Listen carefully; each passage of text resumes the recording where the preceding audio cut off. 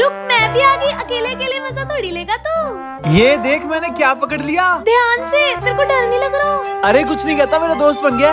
ये ले तू पकड़ ले। नहीं, मुझे डर लग रहा है।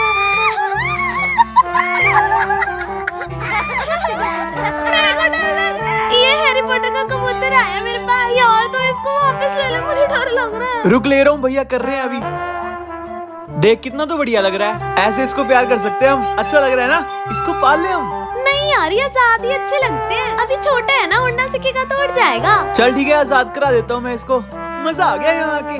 नेक्स्ट पार्ट देखने के लिए वीडियो को लाइक करें और चैनल को सब्सक्राइब करें।